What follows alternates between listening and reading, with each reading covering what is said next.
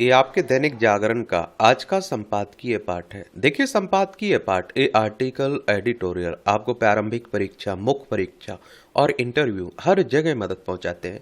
चाहे आप लोग सिविल सर्विस एग्जाम की तैयारी कर रहे हो या फिर किसी स्टेट पीसीएस एग्जाम की तैयारी कर रहे हो, इन्हें जरूर पढ़ा करिएगा। नए अध्यक्ष के नेतृत्व में नई परीक्षा, ये बीजेपी की बात हो रही है। भारतीय जनता पार्टी की स्थापना 1980 में हुई थी। अटल बिहारी वाजपेयी इसके पहले अध्यक्ष थे। तो राजनीति की बात हो रही है, पढ़ना हो तो पढ़ सकते हैं, छोड़ना हो तो छोड़ सकते हैं।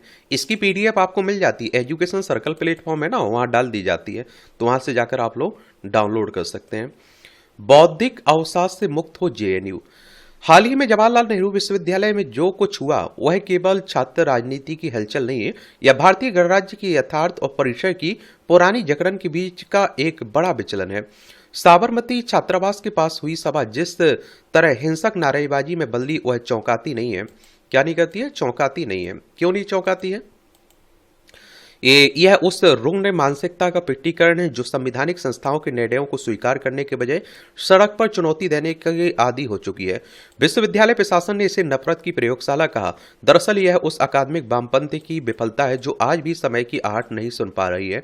पिकर चुनावी जनादेश के दौर में अब दिखावे का विद्रोह अपनी प्रासंगिकता खो चुका है। विश्वविद्यालय किसी विचारधारा की छावनी नहीं बल्कि संविधान के अधीन चलने वाली सार्वजनिक संस्थाएं हैं। उनका दायित्व केवल प्रश्न उठाना नहीं बल्कि संवैधानिक मर्यादाओं के भीतर रहकर विवेक विकसित करना है। जब कोई परिसर स्वयं को वैचारिक युद्ध भूमि में बदल लेता है तब वह अपनी संवैधानिक पहचान खो देता है। लोकतंत्र में प्रतिरोध का स्थान है, पर वह संस्थागत संतुलन के भीतर होना चाहिए, उसके विरुद्ध नहीं। यहाँ नीतिगत विरोध नहीं हो रहा है बल्कि सीधे सर्वोच्च न्यायालय के निर्णय को ललकारा जा रहा है। जब छात्र राजनीति न्यायालय में को भी सत्ता का औजार बताने लगती है तब गणराज्य की अंतिम तटस्थ भूमि भी असुरक्षित हो जाती है। यह असहमति नहीं बल्कि संवैधानिक विश्वास का चरण है। ऐसी स्थिति में लोकतंत्र केवल टकराव का अखाड़ा बनकर रह जाता है। सुप्रीम कोर्ट की बात करें तो हमारे सर्वोच्च अदालत की बात हो रही है। संवैधानिक संस्था है। संविधान के अनुच्छेद 124 के तहत सुप्रीम कोर्ट की स्थापना की बात की गई। 28 जनवरी 1950 में स्थापना हुई थी। उमर खालिद सरजील इमाम की जमानत याचिका पर न्यायिक फैसला साक्ष्यों पर आधारित था, किंतु जेएनयू के एक वर्ग ने इसे अन्याय बता दिया। उन्होंने संस्थान को अदालत के सामने खड़ा कर दिया। जब छात्र संगठन देश के शीर्ष नेतृत्व के विरुद्ध अमर्यादित नारे लगाते हैं तो वह वैचारिक मतभेद नहीं रहता, वह संविधान की मूल भावना का अनादर है।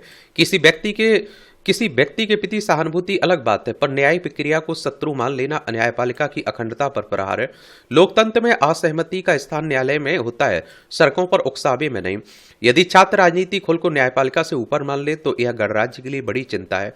जेएनयू जैसे संस्थान आम नागरिकों की गाढ़ी कमाई से चलते हैं। यह समाज के साथ एक नैतिक अनुबंध है।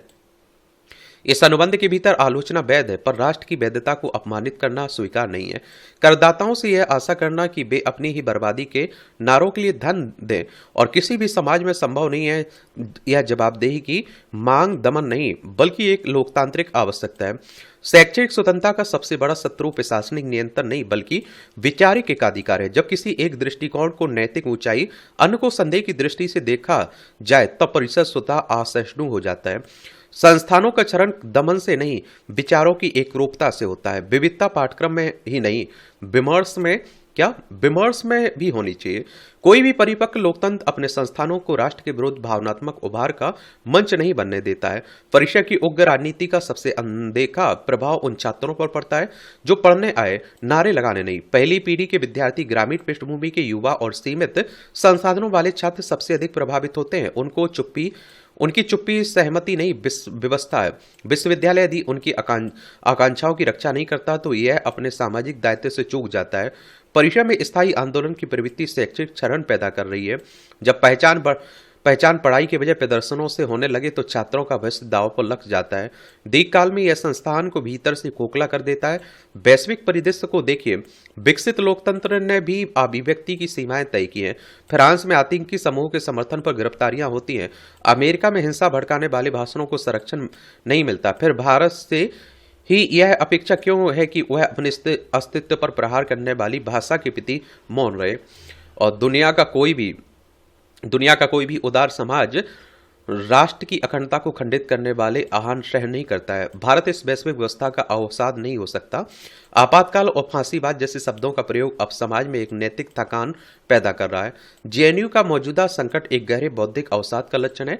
आंदोलनकारियों को समझना होगा कि विरोध का अधिकार देश की जनता के सामूहिक विवेक से ऊपर नहीं है। आपातकाल का कल्पित भय उन लोगों का आवरण है जो लोकतांत्रिक संवाद का साहस खो चुके हैं।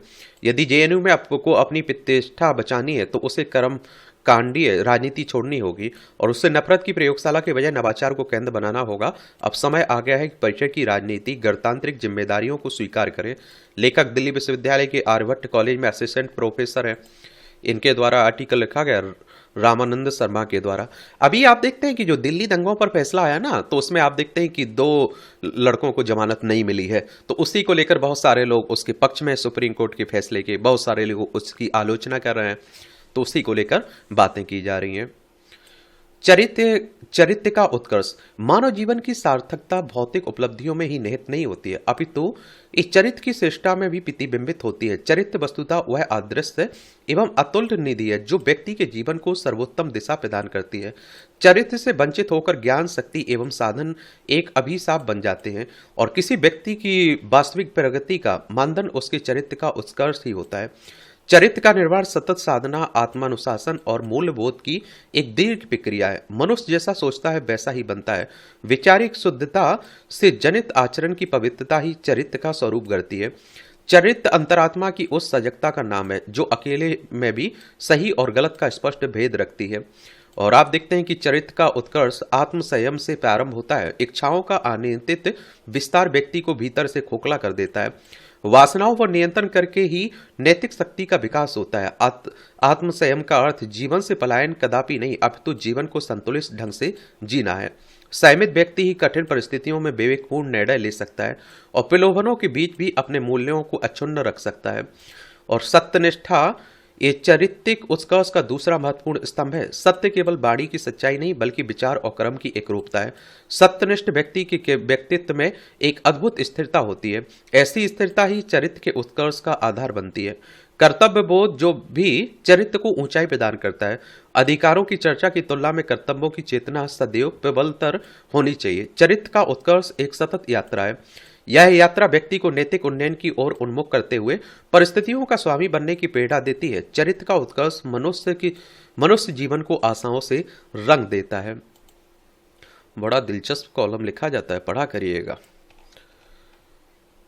ईरान को ट्रंप की धमकी। इस समय आप देख रहे हैं कि दुनिया बड़ी अशांति में फैली हुई है। ये हमारी प्यारी पृथ्वी है, ये रूस है, यूक्रेन है, ये हमारा प्यारा भारत है, ये ईरान आपको देखने को मिल जाएगा। तेहरान इसकी राजधानी है। यहाँ लोग सड़कों पर भी हैं। अमेरिकी राष्ट्रपति डोनाल्ड ट्रंप ने ईरान में सैन्य हस्तक्षेप कर के जो नए संकेत दिए उससे यह स्पष्ट है कि वेनेजुएला पर हमले के बाद वे पूरी तरह से बेलगाम हो गए। उनका मनमानापन इसलिए बढ़ता चला जा रहा है क्योंकि वेनेजुएला में अमेरिकी सेनाओं के हमले का विश्व समुदाय की ओर से एक स्वर में विरोध और प्रतिरोध नहीं हुआ। 4 वर्ष पहले जब रूस ने यूक्रेन पर हमला किया था तो अमेरिका उसके सहयोगी राष्ट्रों ने उस पर अंतर्राष्ट्रीय नियम कानूनों की अनदेखी करने का आरोप लगाए थे। पिछले 4 वर्षों में ये आरोप लगातार दोहराए गए, लेकिन अब ट्रंप रूसी राष्ट्रपति पुतिन की ही तरह मनमानी कर रहे हैं। स्पष्ट है कि उनका रवैया विश्व को और अधिक अस्थिर और अशांत करने वाला है। आप सोचिए, वेनेजुएला के राष्ट्रपति को उठा लिया उन्होंने, उनकी पत्नी को ही उठा ले गए। यह सही है कि ईरान की कट्टरपंथी इस्लामी सत्ता के खिलाफ वहां के लोग सड़कों पर हैं, उनके प्रति सख्ती दिखाई जा रही है, लेकिन यह स्थिति अमेरिका अथवा किसी अन्य देश को वहां पर सैन्य हस्तक्षेप करने की अनुमति नहीं देती। यदि ईरान में किसी तरह के हस्तक्षेप की आवश्यकता है तो उसकी पूर्ति संयुक्त राष्ट्र की सहमति से उसके नेतृत्व में ही होनी चाहिए। संयुक्त राष्ट्र यानी कि यूनाइटेड नेशंस की बात हो रही। 24 अक्टूबर 1945 में स्थापना हुई थी। न्यूयॉर्क में इसका हेडक्वार्टर देखने को मिलेगा।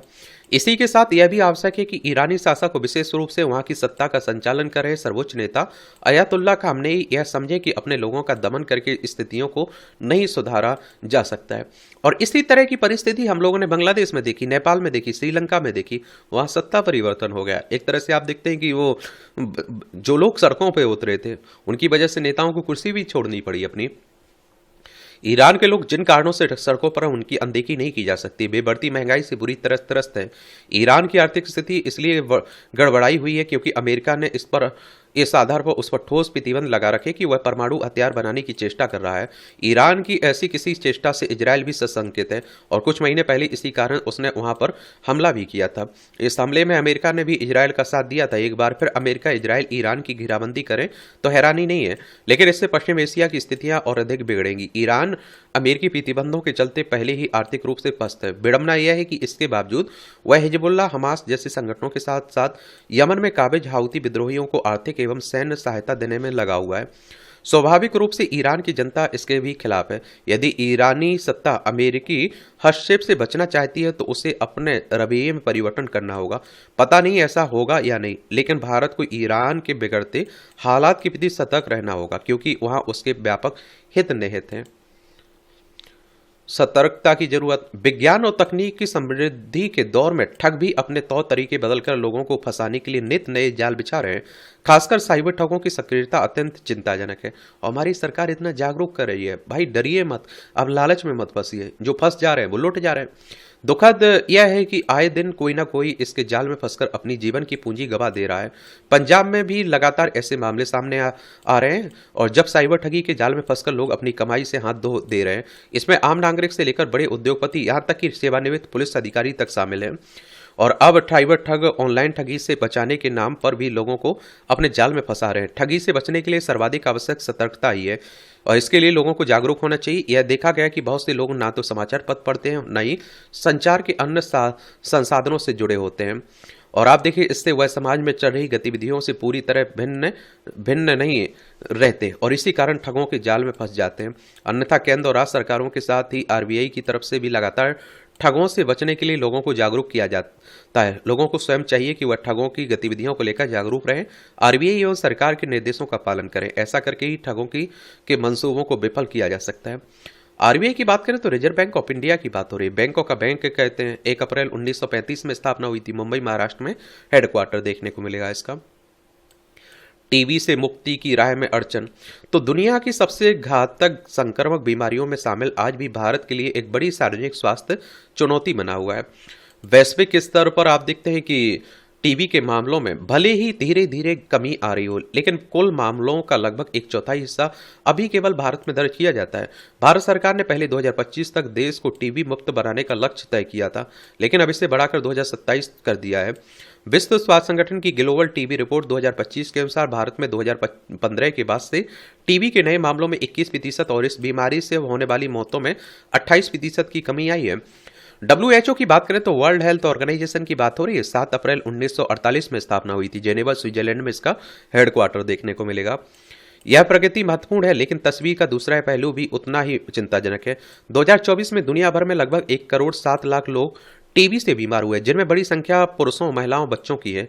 और इसी वर्ष वैश्विक स्तर पर टीबी से 12.3 लाख मौतें दर्ज हुई हैं, जिनमें से लगभग 3 लाख मौतें केवल भारत में हुई हैं। टीबी एक ऐसी बीमारी है जिसका इलाज संभव है, फिर भी यह बड़े पैमाने पर जानलेवा बनी हुई है। यह बीमारी बैक्टीरिया से होती है और मुख्य रूप से फेफड़ों को प्रभावित करती है। हवा के जरिए फैलने वाली इस बीमारी का संबंध केवल चिकित्सा व्यवस्था से नहीं बल्कि सामाजिक परिस्थितियों से भी है।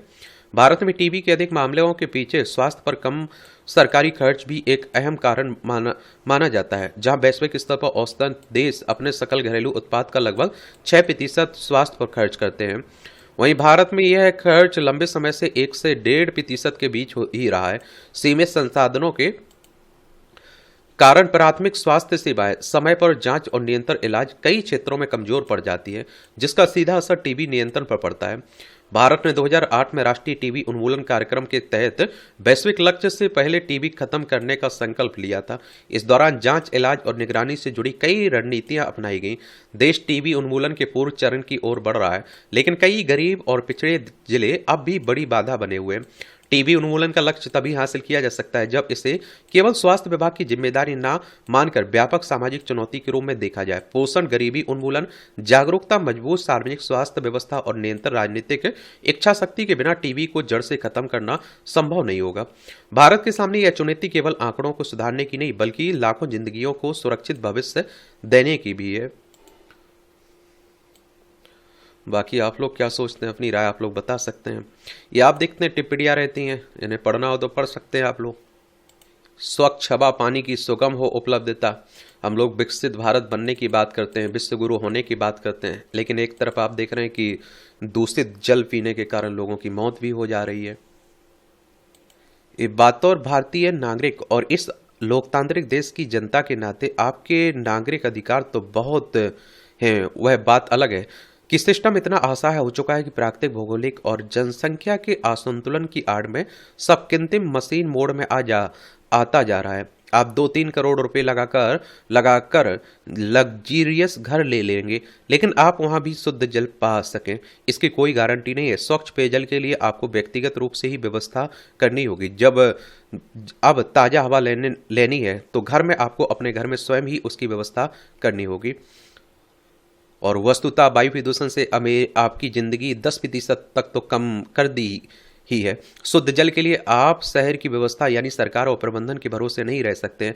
आपके घर के जरूरी उपकरणों में जैसे पहले फ्रिज, टीवी, कूलर आदि होते थे, अब आरओ, एयर कंडीशनर से लेकर एयर प्यूरीफायर तक मूलभूत हिस्सा हो गए हैं। किसी सर्व सुविधा संपन्न ही नहीं, न्यूनतम मध्यम वर्गीय परिवार भी इन 3 उपकरणों के बगैर जीवन यापन की कल्पना से डरता है। डर इसलिए कि बीमारियों से बचना है तो आरओ जरूरी है, वरना परिवार के सदस्य इतनी गंभीर बीमारियों से ग्रसित होंगे कि कितना भी अच्छा स्वास्थ्य बीमा करा लें वह भी जवाब दे जाएगा।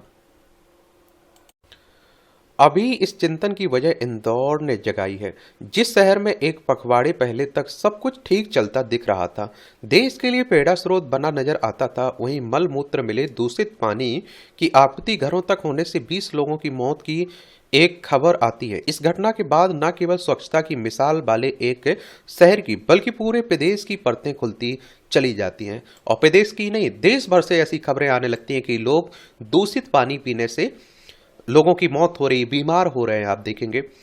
और इसमें आप देखते हैं कि भोपाल, उज्जैन, जबलपुर, जहां जहां पड़ताल हुई हर जगह की बदहाली ऐसे सामने आई कि मानो अब तक इन शहरों को झूठ के पर्दे से ढककर केवल यहाँ सब कुछ अच्छा है कि स्लोगन से सजाकर चलाया जा रहा था। वहीं इंदौर, जिसे स्वच्छता की का सिरमौर कहा जाता है, दुनिया भर में चर्चा होती है उसकी, वहां के भागीरथपुरा से हुई इस घटना को महामारी घोषित कर दिया गया है। बात यही खत्म नहीं हुई, एक घटना ने पूरे देश को जगाने का भी काम किया है। सभी के मन में चेतना जागी, जब इंदौर का यह हाल है तो हमारे शहर में तो क्या ही होगा। और आप देखेंगे कि यह डर बहुत बड़ा है और वाजिब भी है, क्योंकि सबसे ज्यादा मार तो देश की राजधानी दिल्ली ही झेल रही है। और यहाँ तो आप देखिए 1956 में जब बहुत सीमित आबादी थी तो उस दौर में दूषित पानी से पीलिया जैसी बीमारी का प्रकोप फैला था, और जिसमें आप देखिए 30,000 लोग संक्रमित हुए थे और 266 से अधिक लोगों की मौत हो गई थी। आज दिल्ली में पानी राजनीति का विषय तो होता है, शुद्धता की गारंटी नहीं। हाँ, शुद्ध जल का आश्वासन सरकारों के घोषणा पत्र में होता है, परंतु वह जमीनी हकीकत में इतना ही होता है कि दिल्ली की 40% पाइपलाइन 4 दशक पुरानी है, इतनी जर्जर अवस्था में है कि यहाँ के लोग हर दिन आशंकित रहते हैं कि कहीं सीवर से सटी पाइपलाइन के कारण आज जहरीला पानी ना आ जाए। स्वाभाविक है कि आरओ लगवाना ही होगा, लेकिन क्या ये आरओ भी ऐसे पानी को स्वच्छ कर पाएगा? इसके लिए सभी पानी व्यापारी लंबी बहस अपने आश्वासनों पर कर सकते हैं, कोई निष्कर्ष नहीं निकलेगा। पानी अपना नहीं शुद्ध है यह पता नहीं। और देश की राजधानी दिल्ली में तो अपनी 90% आबादी को स्वयं पेयजल तक उपलब्ध नहीं करा पाती है, इसके लिए दूसरे राज्यों पर ही हमेशा निर्भरता रहती है। ऐसा क्यों?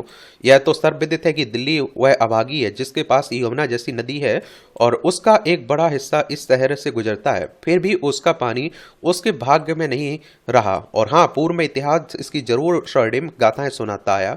दुर्भाग्य यह भी है कि दशकों से ही दिल्ली की सत्ता में रही सरकारें जो पानी पड़ोसी राज्यों से लेती आ रही हैं, उसे भी सहेज कर लोगों के घरों तक नहीं पहुंचा पाती हैं। बरसों की अनदेखी से स्थिति इतनी खराब हो चुकी है, जल उपचार संयंत्रों और अन्य स्रोतों से उपलब्ध पेयजल की का लगभग 50% ही लोगों तक पहुंच पाता है। और आप देखिए, अब आप सोच रहे होंगे कि बाकी का पानी या तो सीवर लाइनों के साथ बिछी जर्जर पाइपलाइनों के साथ बह जाता है या फिर चोरी होकर बिक रहा है। दिल्ली में पानी माफिया का जाल किसी से छिपा नहीं है। वहीं टैंकर माफिया जिन्हें राजनीतिक संरक्षण मिलता है और दिल्ली में पानी की पाइपलाइन बिछाकर पानी की आपूर्ति कराने के बजाय पानी के इस व्यापार को बढ़ावा देते हैं और टैंकर से पानी लेने की को भोर से कतारें लगी होती हैं। पानी को लेकर अगला विश्व युद्ध जब होगा तब होगा। दिल्ली में तो इसको लेकर हिंसा की घटनाएं भी हो चुकी हैं और यहाँ दूषित पानी की आपूर्ति को लेकर हाईकोर्ट और एनजीटी जैसे सैकड़ों बार गंभीर टिप्पणी कर चुके हैं, नाराजगी जता चुके हैं। दिल्ली में ऐसे कई इलाके हैं जहां के दूषित पानी की आपूर्ति का मामला अदालत में चल रहा है। सरकार दावा करती है कि 93% से अधिक घरों में नल से पानी की आपूर्ति होती है।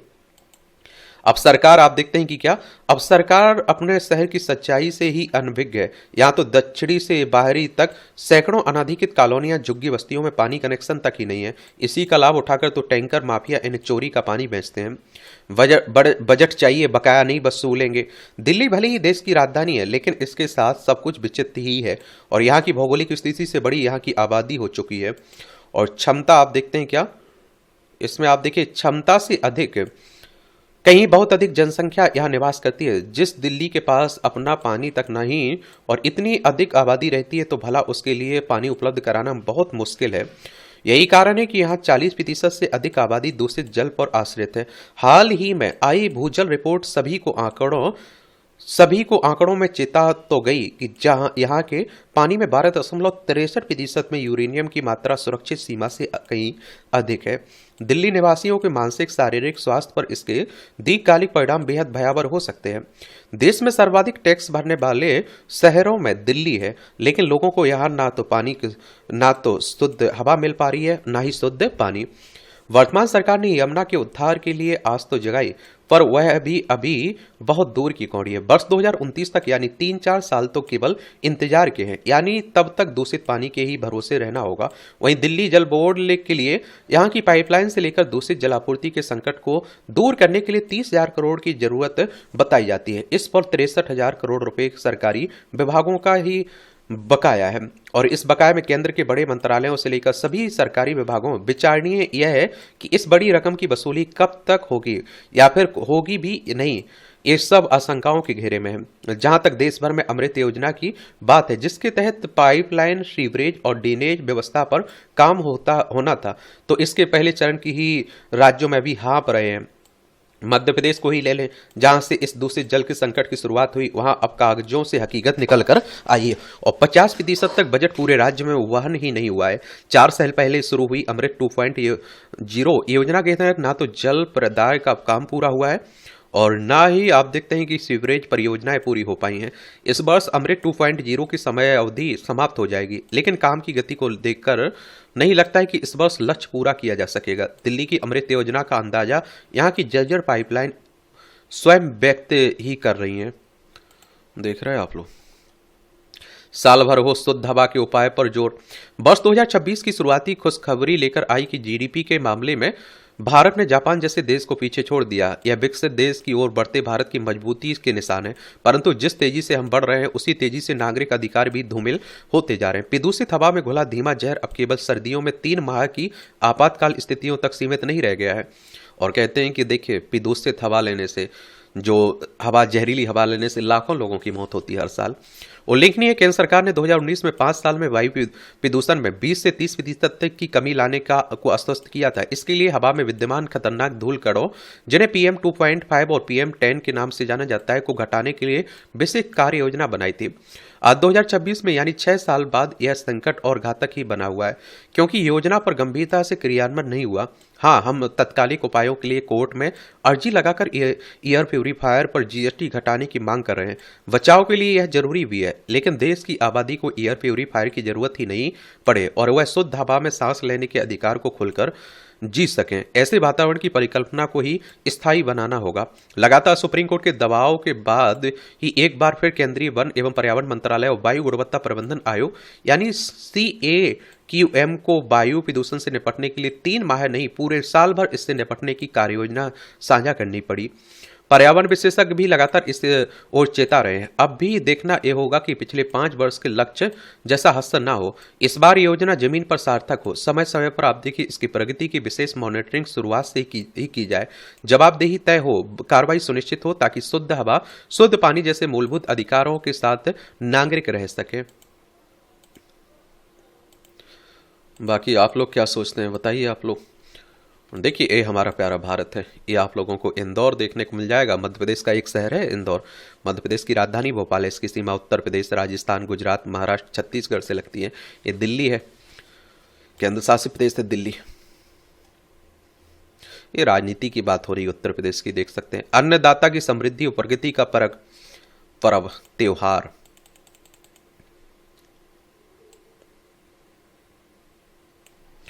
तो आप देखिए छत्तीसगढ़ में इन दिनों समर्थन मूल्य पर धान खरीदी का महापर्व चल रहा है ना। तो अन्नदाता किसानों के साथ ही राज्य सरकार के लिए मौजूदा दौर में इससे बड़ा कोई उत्सव नहीं है। उसी को लेकर ये बातें की जा रही हैं। इसे भी देखना हो तो देख सकते हैं। इसकी पीडीएफ आपको मिल ही जाती है। एजुकेशन सर्कल प्लेटफॉर्म है ना टेलीग्राम पर, वहाँ डाल दी जाती है। तो वहाँ से जाकर आप लोग डाउनलोड कर सकते हैं। और इस तरह से आप देखेंगे कि आज के संपादकीय पाठ की कहानी कवर होती है। आप लोग पढ़ते रहिए, एंजॉय करते रहिए। आपका कोई सवाल हो, मेरे लिए सुझाव हो तो जरूर बता सकते हैं। धन्यवाद।